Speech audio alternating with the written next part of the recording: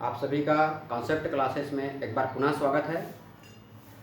आप concept classes को लगातार ज्वाइन करने के लिए सबसे पहले तो कॉन्सेप्ट क्लासेस को सब्सक्राइब कर लीजिए और बेल आइकन को दबा दीजिए। जैसे कि हमने इसके पहले वीडियो में आपको हमने बताया था कि बहुपदों को क्या है, बहुपद क्या है, बहुपद में हम योगफल कैसे करते हैं, उसके आगे हम इस वीडियो में बता रहे हैं। आज हम देखेंगे बहुपद को एक बहुपद से दूसरे बहुपद को घटाते कैसे हैं या बहुपदों का अंतर कैसे किया जाता है। तो बहुपदों के अंतर करने के लिए जैसे हम बहुपदों को योगफल करते हैं उसी प्रकार अंतर भी किया जाता है। इसके लिए बहुपद को बहुपदों को घटाने के लिए समान घात वाले पदों को एक साथ लेकर एक बहुपद में दूसरे बहुपद को घटाते हैं। पुनः मैं बता रहा हूँ, बहुपद को घटाने के लिए समान घात वाले पदों को एक साथ लेकर एक बहुपद में दूसरे बहुपद को हम घटाते हैं। जैसे एक हम उदाहरण देख रहे हैं, 2x घात 2 धन 3x धन 5 में x घात 2 धन x ऋण 2 को घटाइए। अब घटाने के लिए क्या करते हैं, हल में हम देख रहे हैं कि हम सबसे पहले 2x घात 2 धन 3x धन 5 को एक कोष्ठक में लेंगे। क्योंकि हमको घटाना है इसलिए दोनों बहुपदों के बीच में हम ऋण चिन्ह उपयोग करते हैं। फिर एक कोष्ठक लेते हैं, x घात 2 धन x ऋण 2। अब हम सबसे पहले कोष्ठक हटाते हैं। कोष्ठक हटाने के लिए 2x घात 2 धन 3x धन 5 इस बहुपद को ऐसे ही लिख लेते हैं। सेम लिखेंगे क्योंकि इसके सामने में कोई चिन्ह नहीं है हमारा, तो इसको सेम वैसे ही लिखा जाएगा। लेकिन इस बहुपद सामने में ऋण चिन्ह है, अतः इस बहुपद में कोष्ठक के अंदर जो बहुपद है उसमें प्रत्येक पद का चिन्ह बदल जाता है। एक बार फिर से बता दे रहा हूँ, क्योंकि कोष्ठक के बाहर ऋण चिन्ह है इसलिए कोष्ठक के अंदर प्रत्येक पद का चिन्ह बदल जाएगा।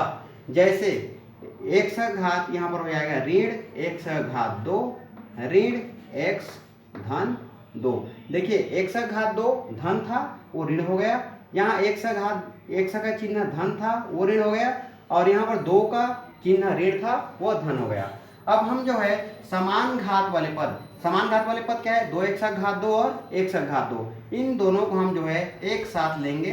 2x घात 2 ऋण x, और उसके बाद x घात 2, उसके बाद x घात 1 वाले पद ये 3x है और x है, इसको हम एक साथ लेंगे 3x ऋण x, और बिना x वाले पद 5 और 2 इसको हम एक साथ लिख लेते हैं 5 धन 2।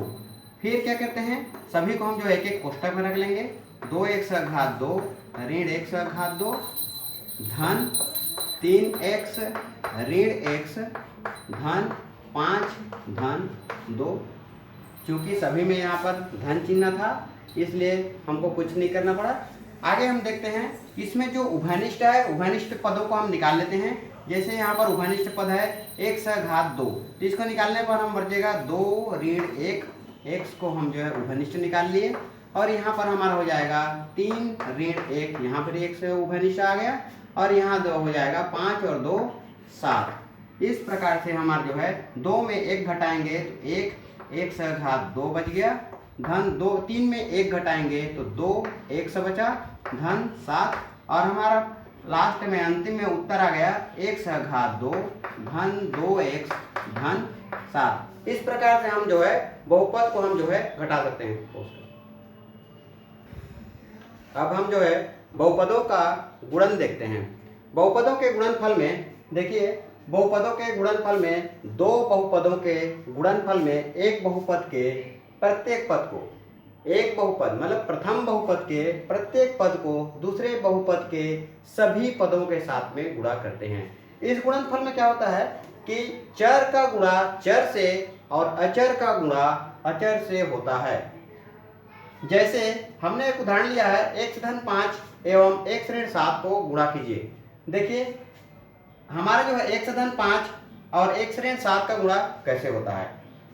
क्योंकि हमको गुणा करना है इसलिए इस उदाहरण में दोनों बहुपदों के बीच में गुणा का चिन्ह लिखेंगे, दोनों बहुपद पहले कोष्टक में लिखेंगे और दोनों के बीच में गुणा का चिन्ह लिखेंगे। उसके बाद चूंकि हमने यहाँ पर देखा है पहले बहुपद, इस पहले बहुपद का प्रत्येक पद, पहले बहुपद के प्रत्येक पद को दूसरे बहुपद के सभी पदों से गुणा करते हैं। तो इस बहुपद का पहला पद है x, x से गुणा हमने दूसरे बहुपद के सभी पदों से किया। फिर इसका जो है दूसरे पद 5 का गुणा जो है x ऋण 7 दोनों से गुणा कर दिया। जब दोनों से गुणा किया तो आप कोष्टक खोलेंगे तो 1 से गुणा x के साथ में हो जाएगा, फिर 1 से गुणा 7 लिख लेंगे, फिर 5 गुणा 1 से लिख लेंगे, फिर 5 गुणा 7 लिख लेंगे। अब यहाँ पर हम जानते हैं कि 1 से गुणा x करने से x का घात 2 हो जाएगा, 1 से गुणित 7 मतलब 7x हो जाएगा, 5 गुणित 1 मतलब 5x ऋण 5 सत्ते 35। अब चूंकि यहाँ पर जो है x वाला जो है x का घात 1 वाला 2 पद है, तो हमने जो है क्या है x को जो है हम उभयनिष्ठ निकाल लिए। तो हम जो है कोष्टक के अंदर हम बचा ऋण 7 धन 5, ऋण 7 धन 5 और यहाँ पर जो है 7 पंचे 35 आ गया। तो यहाँ पर जो है एक्स स्क्वायर ऋण 7 धन 5 को हम जब इसको कैलकुलेट करेंगे तो हमारा क्या है, ऋण वाला 7 बड़ा है 5 छोटा है, तो हमारा जो है जब दोनों को जो है ऋण 7 में 5 घटाएंगे तो ऋण 2 बचेगा। तो हमारा अंत में उत्तर आ गया x का घात 2 ऋण 2x ऋण 35। इसी प्रकार हम दूसरे उदाहरण पे चलते हैं। x का घात 2 धन 2x ऋण 3 व x स्क्वायर धन x ऋण 2 को गुणा कीजिए। इसका हम हल देखते हैं। हल 2, देखिए चूंकि गुणा करना है तो दोनों बहुपदों के बीच में हम गुणा का चिन्ह पहले लिखते हैं। ये हो जाएगा x का घात 2 धन 2x ऋण 3, फिर हम जो है गुणा का चिन्ह देंगे और यहाँ पे लिखेंगे x का घात 2 धन x ऋण 2। अब इनको यहाँ गुणा करने के लिए हम पहले ही बताया कि पहले बहुपद के प्रत्येक पद को दूसरे बहुपद के सभी पदों से गुणा करते हैं। तो प्रथम पद है इस पहले बहुपद का प्रथम पद है x का घात 2, इसका गुणा करेंगे इसके दूसरे बहुपद के सभी पदों से, तो x स्क्वायर धन x ऋण 2 से गुणा कर देते हैं। फिर दूसरा पद हमारा धन 2x है। यहाँ पर और ध्यान देने की बात है कि ये धन चिन्ह यहाँ पर आता है। दूसरे पद में हम जब लिखते हैं इसके दूसरे पद को तो उसके सामने वाला चिन्ह यहाँ पर आ जाएगा। तो ये हो गया हमारा 2x का गुणा हम कर देंगे x का घात 2 धन x ऋण 2 से। अंतिम पद है हमारा ऋण 3, यहाँ पर लिख लेंगे ऋण 3 और इसका भी गुणा कर देंगे x का घात 2 धन x ऋण 2 से। अब हम जो है कोष्टक के अंदर ले जाकर तो गुणा करेंगे तो ये हो जाएगा x का घात 2 गुणित x का घात 2, x का घात 2 ये है, ये सेकंड वाला x का घात 2 है। फिर यहाँ पर हो जाएगा धन चिन्ह x का घात 2 गुणित x, फिर ऋण चिन्ह, ये ऋण है ये धन है तो ऋण चिन्ह आ जाएगा x का घात 2 गुणित 2। फिर हमारा आ जाएगा ये पूरा इसका गुणा कंप्लीट हो गया।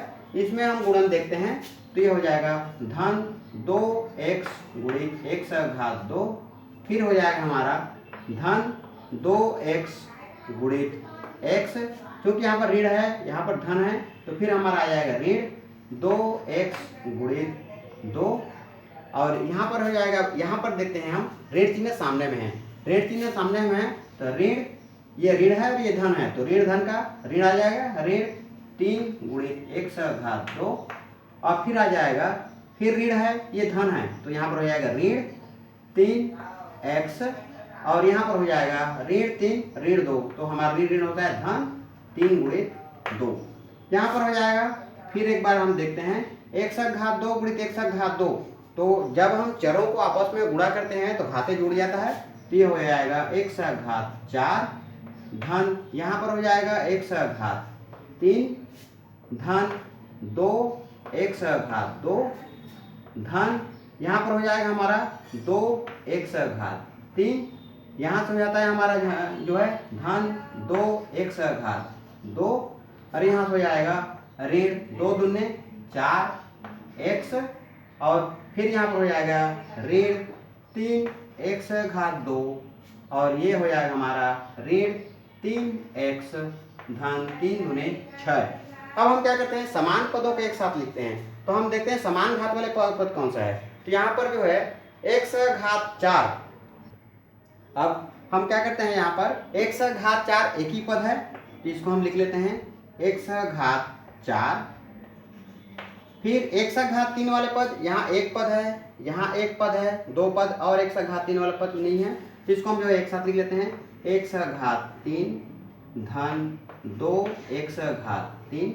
फिर एक सा घात 2 वाला पद, एक पद यहाँ पर है, एक पद यहाँ पर है, एक पद यहाँ पर है, तो ये तीनों पद को लिख लेते हैं। ऋण 2 एक सा घात 2 और ये हो जाएगा हमारा धन 2 एक सा घात 2 और ये हो जाएगा ऋण 3 एक सा घात 2। उसके बाद जो है एक सा घात 4 खत्म हो गया, एक सा घात 3 एक सा घात 2, अब आता है एक सा घात केवल एक सा वाले पद, तो यहाँ पर हो जाएगा ऋण 4x ऋण 3x, तो इस चीज को एक साथ लिख लेते हैं। ऋण 4x ऋण 3x और ये हो जाएगा धन 6, बिना एक सा वाला पद एक ही है 6। अब हम देखते हैं क्या इसमें कुछ कट सकता है क्या, तो थोड़ा हम देख लेते हैं। 2 एक सा घात 2 और ये 2 एक सा घात 2, एक धन है और एक ऋण है, तो आपस में कैंसिल हो गया। यहाँ पर हमारा जो है नया बना एक सा घात 4 धन एक सा घात 3 एक सा घात 3, तो इसको कॉमन निकालेंगे, एक धन 2 एक सा घात 3 हमारा उभयनिष्ठ निकल गया, ये दोनों कट गया, तो ये बचा 3 एक सा घात 2 और यहाँ पर हो जाएगा क्योंकि ये ऋण दोनों में है तो ऋण 3 बाहर निकालते हैं, 4 धन 3 ये हो जाएगा x धन 6 और ये हमारा जो है आ गया एक सा घात 4 धन 3 एक सा घात 3 ऋण 3 एक सा घात 2 ऋण 7x धन 6। इस प्रकार हम जो है बहुपदों का गुणनफल बहुत ही आसानी से कर सकते हैं। तो अभी हमने आपको बताया बहुपदों में अंतर और गुणनफल किस प्रकार करते हैं। आगे की जो है बहुपद के बारे में आगे संक्रियाएं हम आगे के वीडियो में आपको बताएंगे।